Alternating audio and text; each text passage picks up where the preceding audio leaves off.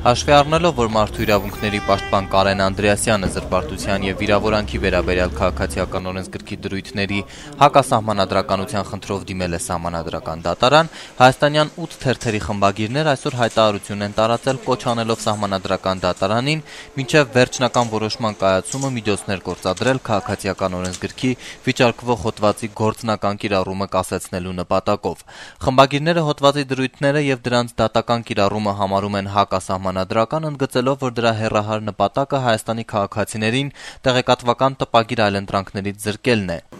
Օմբուդսմենը իր հայտարարության մեջ ասում է, որ իր հեղինակած կամ նախաձեռնած օրենսդրական փոփոխությունը որոշակի ձևախեղումների է ենթարկվել ազգային ժողովում եւ եթե իր նախաձեռնությունը ընդունվեր, նման վտանգ չէր ստեղծվի։ Գնահատականի հարց է, իմ գնահատականը մի փոքր այլ կարող է լինել, որ եթե դու չգիտես վերջնական արդյունքը քո նախաձեռնությամբ, ավելի լավ է ակտիվություն չցուցաբերես։ Ես հակված եմ ուղղակի իրերին իրատեսորեն նայել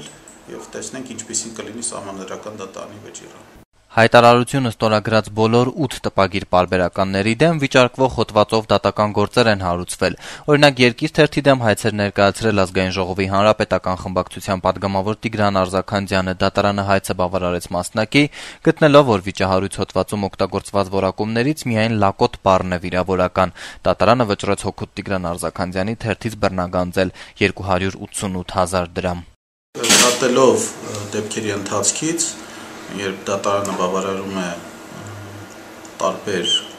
ֆինանսական եւ ոչ ֆինանսական քաղաքական օլիգարխների հայցերը զանգվածային տպագիր մամուլի դեմ, իսկապես վտանգ է ստեղծվում, որ մի օր մենք կարող ենք ունենալ իրավիճակ եւ շատ մոտ ապագայում այդ իրավիճակը ունենալ, երբ տպագիր մամուլի միջոցներ չկարողանալով կատարել դատարանի վճիռները, այսինքն փոխհատուցել որպես պատվի արժանապատվության վերականգնման միջոց